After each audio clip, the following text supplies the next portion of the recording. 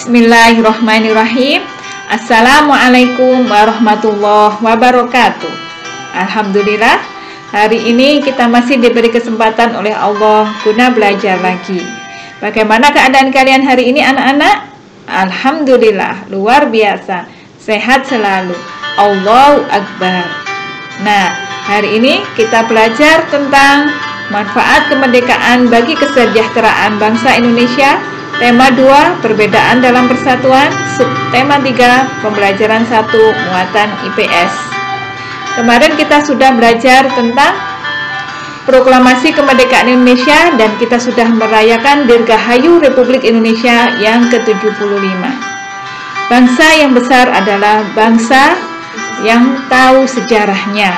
Ya, kemarin kita sudah belajar tentang sejarah proklamasi kemerdekaan Indonesia. Nah, sebelum pembelajaran dimulai, mari kita berdoa dulu. Berdoa mulai. Bismillahirrahmanirrahim. Rabbi zidni ilma warzuqni fahma. Amin. Semoga Allah memberikan kita kefahaman ilmu dan memberikan kita kesehatan dalam mencari ilmu. Amin. Nah, anak-anak, sebelum pembelajaran hari ini dimulai, mari kita mengingat-ingat dulu pembelajaran kemarin. Proklamasi kemerdekaan Indonesia kemarin diselenggarakan oleh Insinyur Soekarno dan ditengahi oleh golongan tua dengan golongan muda yang diketik naskah proklamasinya oleh Sayuti Melik.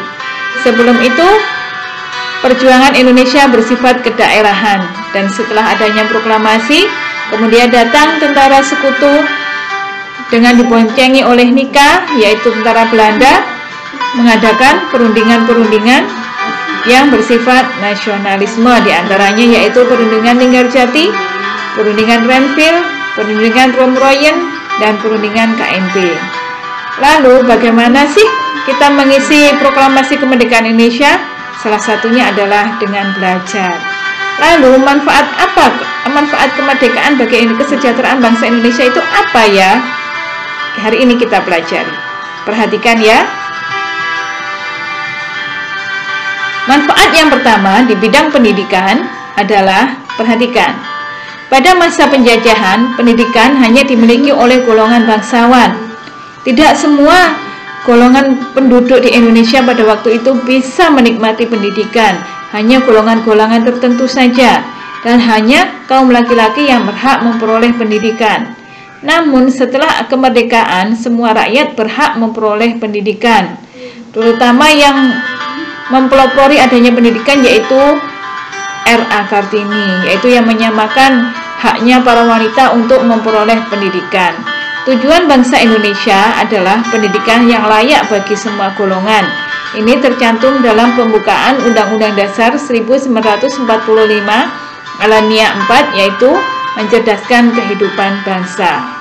Lalu manfaat yang kedua adalah di bidang perekonomian. Apa sih manfaat di bidang perekonomian? Khususnya yaitu di pasar.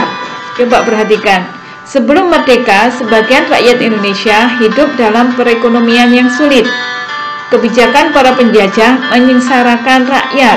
Contohnya, adanya tanam paksa, kerja rodi, atau romusa yang menyebabkan banyak kematian rakyat. Kita sudah pelajari di kelas 5 kemarin ya, bagaimana romusa itu, bagaimana kerja rodi, dan bagaimana kerja paksa itu yang menyiksa rakyat Indonesia. Namun setelah merdeka, pemerintah memperbaiki perekonomian bangsa Indonesia.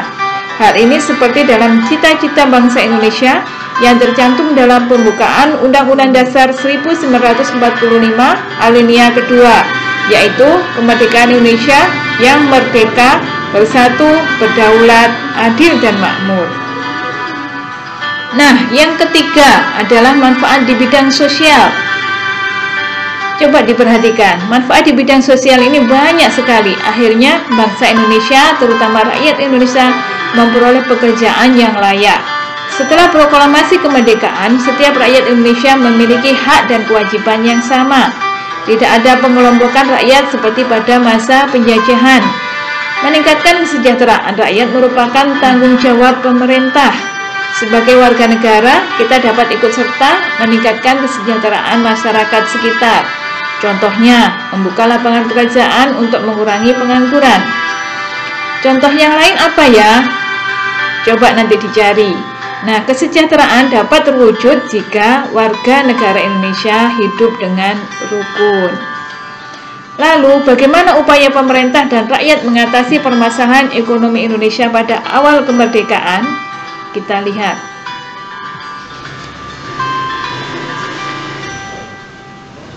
Cara yang pertama adalah dengan adanya pinjaman nasional. Pinjaman nasional ini, program ini dilaksanakan oleh Menteri Keuangan. Pinjaman nasional akan dibayar kembali selama jangka waktu 40 tahun. Dan alhamdulillah hal ini berjalan dengan lancar dan meningkatkan kesejahteraan penduduk. Program yang kedua adalah konferensi ekonomi. Konferensi ini dilaksanakan pada tahun 1946. Tujuannya adalah untuk memperoleh kesepakatan yang bulat dalam menanggulangi masalah ekonomi. Masalah ekonomi yang dihadapi yaitu produksi dan distribusi makanan. Dan alhamdulillah sekarang sudah berjalan dengan lancar. Yang ketiga adalah pembentukan Badan Perancang Ekonomi. Badan ini dibentuk pada tahun 1947. Dibentuk atas inisiatif Menteri Kemakmuran Dr. A.K. Ghani. Tujuannya adalah untuk mendanai rencana pembangunan terbuka bagi pemodal dalam negeri maupun asing. Yang keempat adalah rencana Kasimu. Apa sih rencana Kasimu itu? Coba diperhatikan.